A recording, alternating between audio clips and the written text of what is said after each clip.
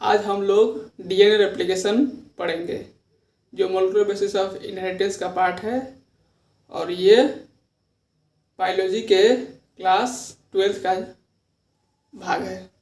चलिए शुरू करते हैं।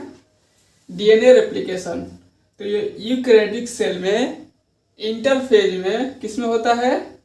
एस फेज में होता है। और प्रोकैरियोटिक सेल में किस में होता है? देखिए प्रोकैरियोटिक सेल में सिंपल डिवीजन होता है तो कब होता है? Just prior to fission, fission से पहले, जस्ट प्रियर टू फिजन, टूटने से पहले। अब आते हैं डीएनए रेप्लिकेशन में मेथड क्या है?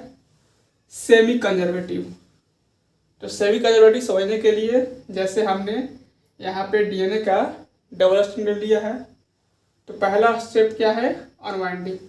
जो दोनों स्ट्रैंड है डीएनए के वो सेपरेट होंगे, हाइड्रोजन बॉन्ड टूटेगा और ये सेपरेट होंगे और उसके बाद बनेगा step 2 formation of new chain और स्ट्रैंड। तो देखिए ये वाला ओल्ड वाला है और ये भी ओल्ड वाला है और ये है न्यू वाला और न्यू वाला ये स्ट्रैंड है। तो सेमी कंजर्वेटिव का मतलब जैसे अभी दोनों बना स्ट्रैंड यहाँ पे तो इसमें से आधा 50% क्या है? पुराना वाला और 50% नया वाला। तो 50% इसमें भी क्या है? पुराना वाला और 50% नया वाला। तो 50 मतलब आधा, तो उसी को आधा को बोलते हैं सेमी और कंजर्व है पुराना, इसीलिए सेमी कंजर्वेटिव बोलते हैं इसको। और इसका आइडिया किसको आया? तो यहाँ पे लिख देते हैं इसका सेमी कंजर्वेटिव का आइडिया किसको आया? तो वाटसन और क्रिक को। किसको आया? वाटसन और क्रिक को। तो क्या था? जैसे एक डीएनए के स्ट्रैंड में अगर नाइट्रोजन स्पेस पता है आपको तो जो दूसरा स्ट्रैंड बनेगा उसका कॉम्प्लीमेंट्री होगा।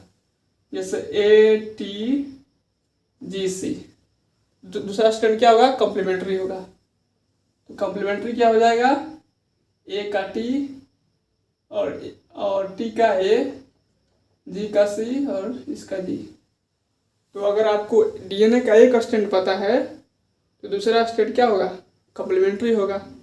यानी जो बनेगा, यानी जो डीएनए का बनेगा तो एक ही पे क्या होगा? मतलब एक ही पे, एक डीएनए के स्ट्रैंड पे दूसरा बनेगा।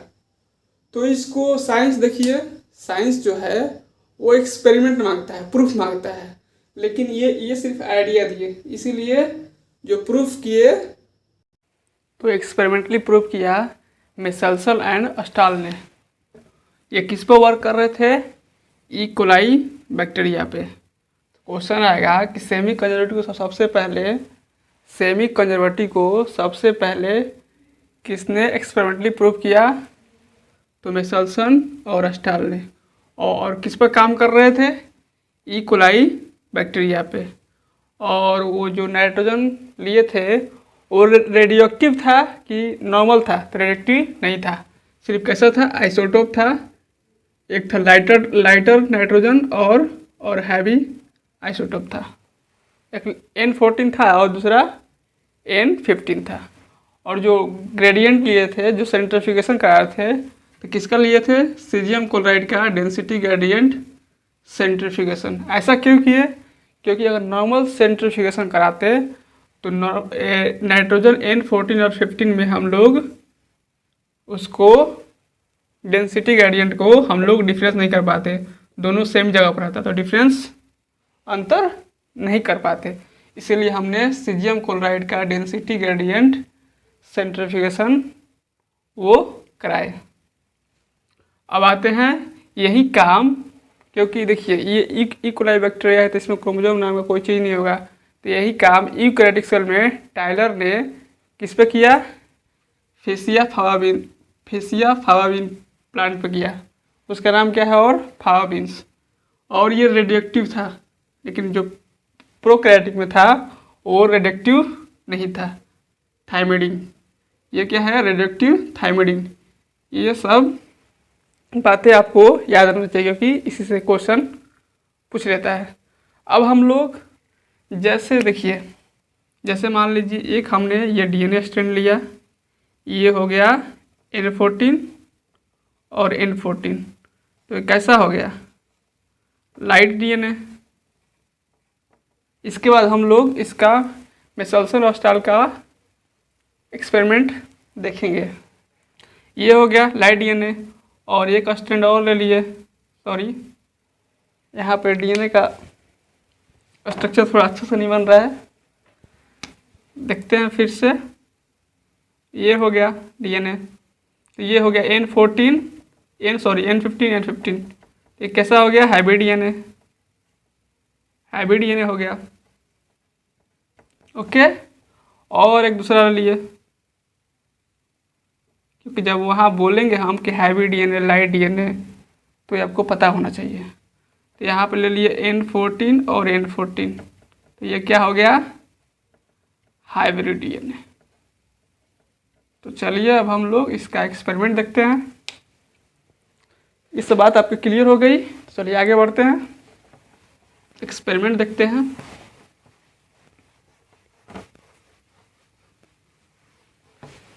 तो जैसे क्या किए, अमोनियम क्लोराइड का क्या लिए, अमोनियम क्लोराइड का मीडियम लिए। ओके, और ये कैसा था, जो नाइट्रोजन था 15 था, हैवी आइसोटोप था। और जो ई कोलाई इसमें लिए, इसमें ई कोलाई लिए, और उसको क्या किया, रिपीटेड इसको कल्चर करते गए। तो ये क्या करेगा, मीडिया से नाइट्रोजन लेगा। तो फिर आप सोचिए कि सर डीएनए में नाइट्रोजन कहाँ से, तो नाइट्रोजन बेस होता है ना, तो यहीं से लेगा बनाने के नाइट्रोजन बेस, तो लेगा, तो रिपीटेड मल्टीपल टाइम्स यहाँ पे कल्चर कराते गए, इक्वलाई बनाते गए।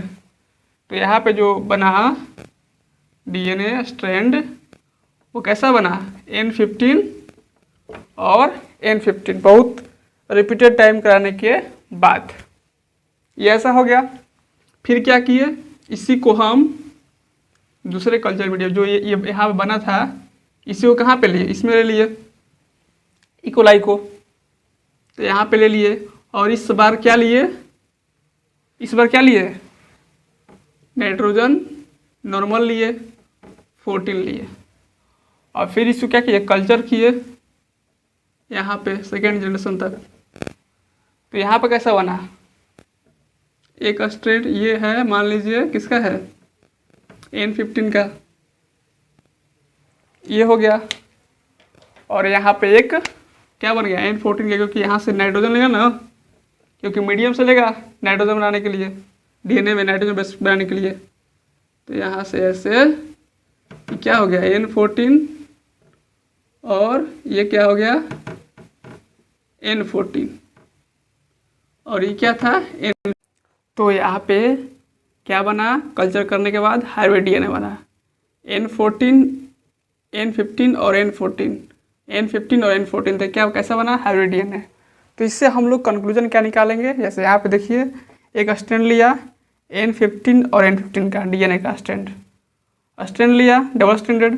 तो फर्स्ट जनरेशन में जो इक्वलाई करता है कितने मिनट में, 20 मिनट में। तो उसमें क्या लिए, N लिए 14 अमोनियम क्लोराइड का नॉर्मल लिए। तो अभी फर्स्ट जनरेशन के बाद क्या होगा, N14 और N15 बनेगा, N14 और N15, मतलब यहाँ पे एक था टोटल डीएनए, N15 और 15 था सिर्फ, लेकिन यहाँ पे नहीं बना, मतलब फर्स्ट जनरेशन के बाद ही N15 और N15 जीरो हो गया।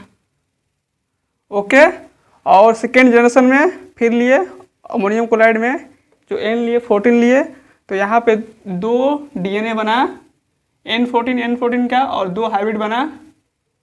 ओके, तो टोटल कितना बना, 4 बना। मान लीजिए थर्ड जनरेशन लिया तो कितना बनेगा, 8 बनेगा। टोटल डीएनए कितना बनेगा, बोलिए, 8 बनेगा। तो उसमें से N14 और N14 कितना बनेगा, 6 बनेगा। और N15 और N14 कितना बनेगा, 2 बनेगा। और N15 और N15 0 बनेगा, क्योंकि फर्स्ट जनरेशन से ही 0 हो गया था, जब तक हम लोग अमोनियम क्लोराइड N14 लेते जाएंगे हमेशा, तो N15 और N15 हमेशा 0 बनते जाएगा। इसी तरह से मान लीजिए 4th जनरेशन लिए, तो 4th जनरेशन में कितना 80 मिनट, 80 मिनट लगेगा ना, क्योंकि देखिए रेफरेंस कहाँ से लेते हैं, यहाँ से, तो 20 मिनट, तो यहाँ लगेगा 40 मिनट। 3rd जनरेशन में 60 मिनट, तो 4th जनरेशन में 80 मिनट। तो इसमें कितना बनेगा टोटल डीएनए, बोलिए बोलिए, 16 बनेगा। कितना बनेगा 16। तो N14 और N14 कितना बनेगा 14 बनेगा इसमें, ओके। और हाइब्रिड कितना बनेगा N15 और N14, ये कितना बनेगा 2, और N15 और N15 0 बनेगा। तो यही मिचेल्सन और ऑस्टाल का एक्सपेरिमेंट था कि जो डीएनए रेप्लिकेशन होता है वो सेमी कंजर्वेटिव होता है। तो दोस्तों कैसा लगा वीडियो आपको? अगर अच्छा लगा होगा तो प्लीज़ और लाइक और सब्सक्राइब कीजिए। Thank you.